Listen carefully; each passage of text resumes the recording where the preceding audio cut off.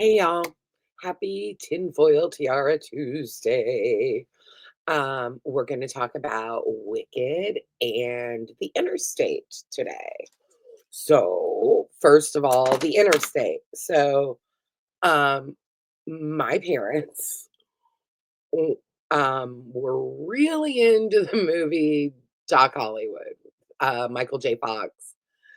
And there's a part where Michael J. Fox is writing with David Ogden Stiers, and talks about he had taken these back roads and ends up in this sleepy town. And he says, "That's what the universe was telling you. Get off the interstate, Ben Stone." And so that always represented kind of that typical American dream lifestyle, 2.5 kids, dog, white picket fence, all that stuff to me and my family. That's kind of what we've always considered um, that full on pursuit of that capitalism interstate dream, right? Get off the interstate. So that's what the interstate is to us. Uh, why I'm talking about this and Wicked. So my daughter and I watched Wicked together a couple weeks ago. And my reaction was kind of like a lot of people's reaction. I was like, oh, the first hour and a half, oh, yo, yo, yo, yo, it's so long. And Ariana Grande is great, but I had some feelings about her because there had been coverage about, the guy that plays Bach and maybe he was married. I don't know. I don't know. And I felt a kind of way about that. And it has nothing to do with the movie and nothing to do with her. And I didn't really know anything about her. But I did not love the first hour and a half of that movie. And then I was on TikTok. Thanks, TikTok. And they told me that Wicked is gay. Now, I've been listening to the music. I saw the play and never understood that.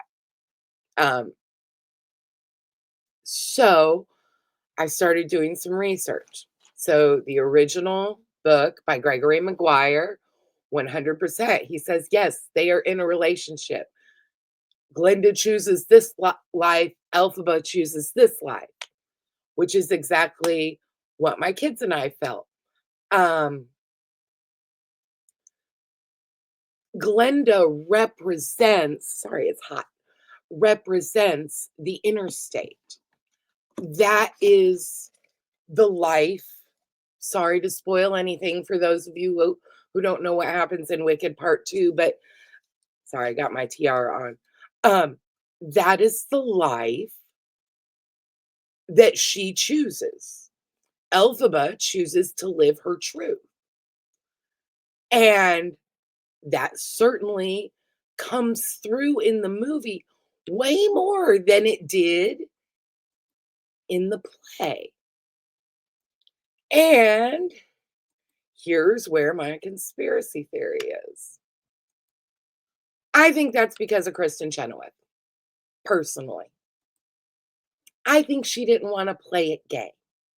We know that Idina Menzel will play gay. She was the original Maureen. And I don't even know what her sexuality is. I have no idea. But Kristen Chenoweth has is very vocal about her Christianity. And while I was doing a deep dive on this, I found out some shit about another deep dive I did. So Kristen Chenoweth was the basis for the Harriet character in Studio 60. The super religious woman that manages to piss off the religious white and the queer community at the same time. So, do you think it was a coincidence that the play became whitewashed? I don't. I think if one of the leads doesn't want to explore that further on stage, then it's not going to be highlighted and explored. Just my opinion. That's why the hat's on, or the tiara, sorry. Um, and then we also, the stuff with the animals. In the play, it comes off as very comedic. But in the movie, It's very clear that erasure and blaming a common enemy, and of course, my personal experiences color all of my other experiences. And because my kids are trans, this is important to me. But doesn't it feel like the same thing? Grab your torch and pitchforks.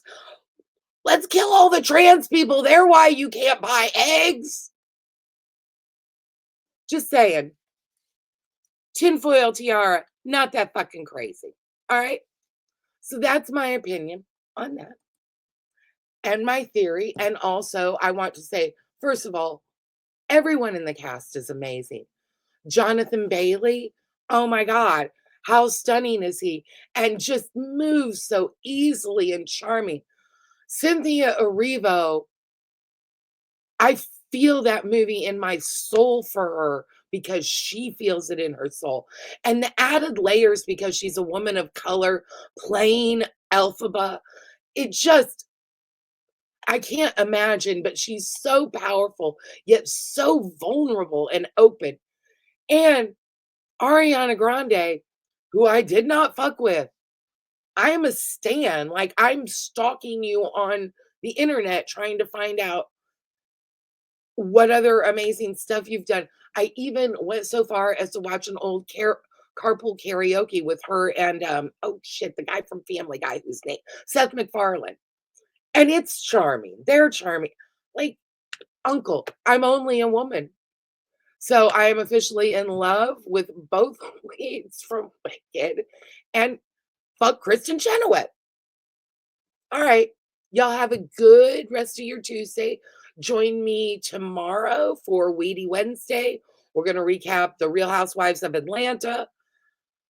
Listen, let me tell you this about The Real Housewives of Atlanta. My son said this last night, and this is what we wish Shamia would have said to those hating ass bitches.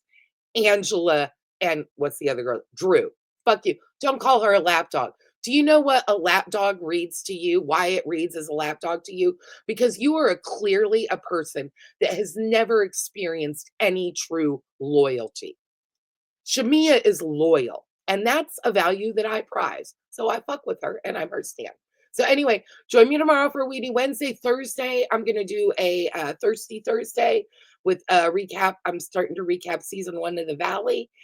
And Friday's Fangirl Friday. And then, of course, we got Weekly Sauce on Saturday. Y'all have a great rest of your day.